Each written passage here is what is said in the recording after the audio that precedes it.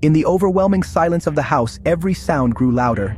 The ticking of the old grandfather clock was unsettling. Now it sounded like a countdown. The sound seemed to follow him. The clock started stopping randomly for hours. The silence when it stopped was more terrifying than the ticking. One night, Daniel woke to the clock chiming continuously. The clock was chiming, its hands spinning wildly. It stopped precisely at 2:46, the exact time he received the call about his sister. The clock was an instrument touched by an invisible hand. A new, unsettling phenomenon began. A powerful fragrance of fresh lilacs would fill a room, then vanish. The scent seemed connected to his sister, Laura, whose favorite flower was lilacs. The entity tormenting him weaponized this beautiful memory, turning it into a tool of torment.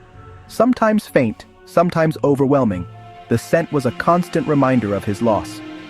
Paralyzed by fear and grief, he sat as the aroma enveloped him. The haunting was now personal. Paranormal activity escalated to displays of physical force. The entity seemed to delight in chaotic energy, turning Daniel's house into its personal playground. It began in the kitchen with cabinets and drawers opening simultaneously. It was a violent announcement designed to terrorize, and it completely succeeded. The activity became a daily assault, photos tilted at the same angle. The bathroom faucet turned on by itself. The TV switched to static at full volume. The house was in constant chaos. His defiance was met with an immediate response. A door slammed shut. The entity was provoked, escalating its displays of power. The most terrifying incident occurred one night. A violent tremor shook the house. Clothes were thrown from the closet. The house was possessed by a violent, unpredictable force. Daniel's world had shrunk. Fear kept him inside, but a morbid curiosity kept him from fleeing. He felt watched by something specific, with awareness. He felt its attention most strongly on the staircase. He began to glimpse it, a flicker of movement. He saw the silhouette of a person, tall and thin, watching. It had no discernible features, just a human-like shape made of shadow. One night he stopped and faced it. "What do you want?" he whispered. He felt a wave of pure malice, a hatred so strong it felt like a blow. He fled. He knew the thing was not just an observer but a being of ancient hate. Desperate for proof, Daniel bought a small motion-activated security camera. He placed it in his bedroom, pointing at his bed, hoping to catch what was happening while he slept. The next morning, he anxiously retrieved the memory card. The camera had recorded several clips. A tall, thin shadow emerged from the corner. It moved to his bedside and stood there perfectly still. It raised a long, thin arm, its shadowy fingers extending toward his face, stopping just an inch away. Then it retreated back into the shadows. It had entered his room. It had stood over him. The camera footage was undeniable. The entity was real and growing bolder. Daniel, feeling violated, became obsessed with capturing more evidence. The phenomena seemed camera-shy. Recalling his grandfather's failed attempts to record voices, Daniel tried a digital recorder. He placed it in the cold spot, hoping to capture something. Reviewing the recording, he heard it. A faint voice whispering. Not the cold voice from the phone, but one filled with deep sadness. "He took her," the voice repeated. "He took her from me." Who was he? Who was she? And who was this trapped, sorrowful woman? The mystery deepened. The discovery of the sad voice changed Daniel's perspective. The haunted house wasn't just malevolent, it was a complex tapestry of spirits. Somehow Sophia's name and the impossible call were linked to this drama. One night his cell phone rang. Unknown number. A desperate need for answers overcame his fear. "You can't save her," the cold voice said. "She's not yours. Leave before he gets you too." He checked his call log. It was Laura's number. It was a warning not to interfere. Something was trying to keep him from a conflict that wasn't his.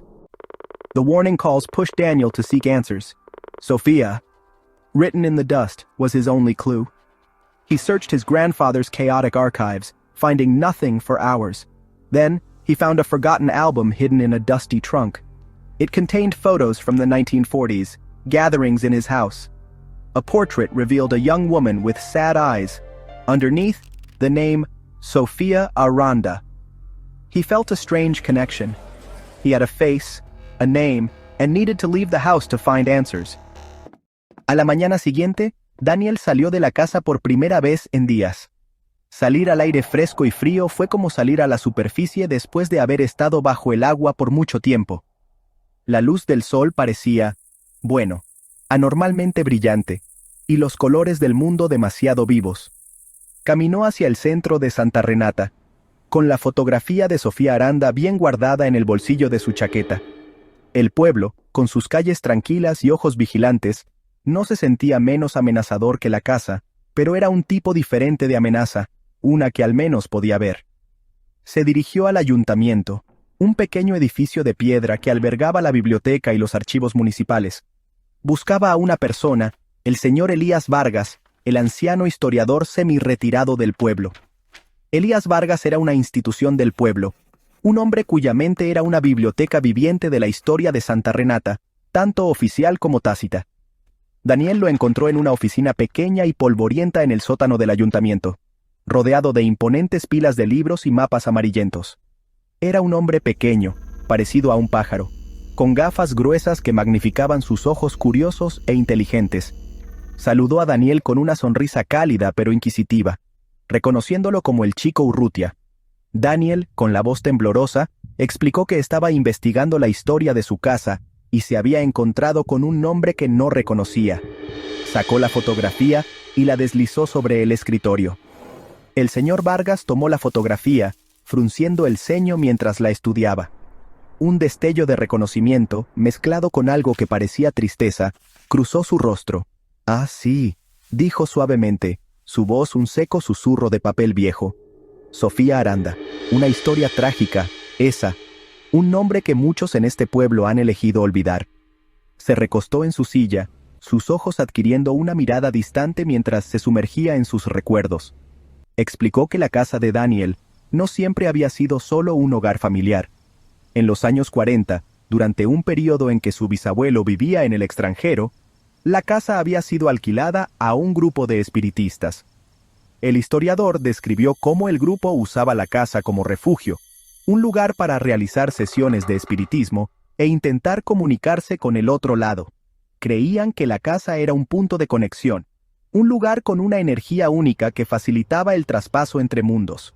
El líder de este grupo era un hombre carismático e intenso, pero Sofía Aranda, explicó el señor Vargas, era su médium estrella. Se decía que era increíblemente talentosa, un conducto natural para los espíritus. La gente venía de toda la región para presenciar sus sesiones de espiritismo, esperando conectar con sus seres queridos perdidos a través de ella. Pero su don, dijo el anciano con un suspiro, también fue su maldición. Señor Vargas told a dark tale of the spiritualist group 80 years prior. Their leader Julian obsessed over communicating with the dead. He wanted a full manifestation, bringing a spirit back to the living. He pressured Sofia, seeing her talent as a tool to exploit. Sofia, seeking solace, found herself trapped as sessions became terrifying. The group, entranced by Julian, ignored her pleas. Sofia changed, becoming withdrawn and fearful, claiming a malevolent spirit followed her. Delete. Julian dismissed her fears, isolating her and forcing the sessions.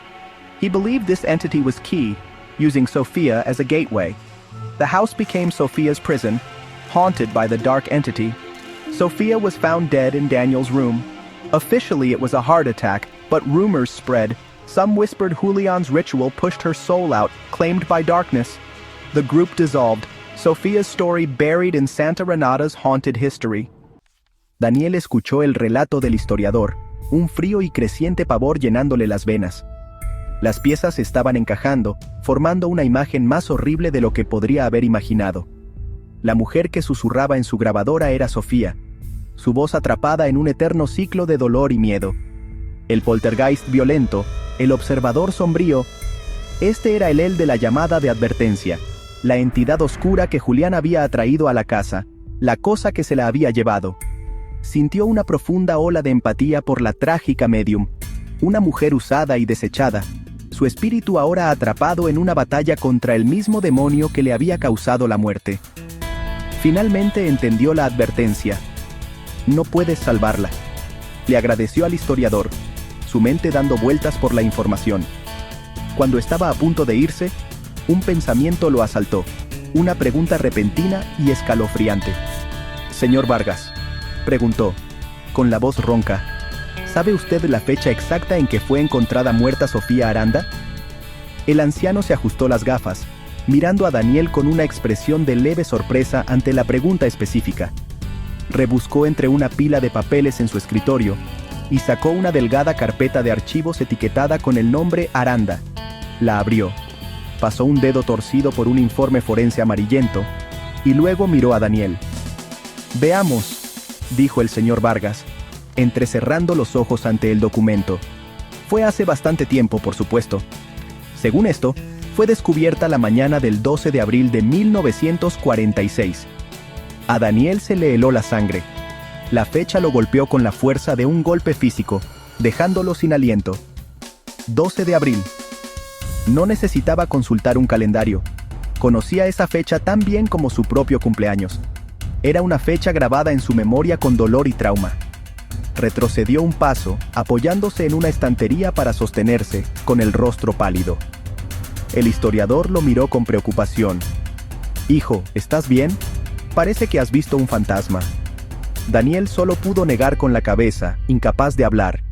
La conexión era imposible, una coincidencia tan perfecta, tan matemáticamente improbable, que solo podía ser el resultado de un diseño deliberado y malévolo.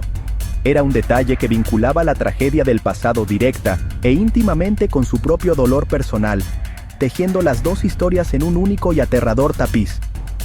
Sofía Aranda, la médium atormentada, había muerto el mismo día del cumpleaños de su hermana Laura. La casa no lo había elegido solo porque era un Urrutia. Lo había elegido porque su dolor reflejaba el suyo propio, creando una resonancia, una vibración simpática a través de las décadas. The shared date hit Daniel hard. He stumbled out, his mind a whirlwind of horrible connections. The date was a bridge, connecting Sophia's death to Laura's life. Why his family? He thought of his grandfather's diaries. The haunting hadn't started with him. It had been dormant in the house for decades. He raced back, fear replaced by a need for answers. He went to the study, to his grandfather's diaries, seeking connections to the events of 1946. He found a cryptic entry dated a year after Sophia's death. His great-grandfather wrote of finding a dark mirror hidden under the floorboards.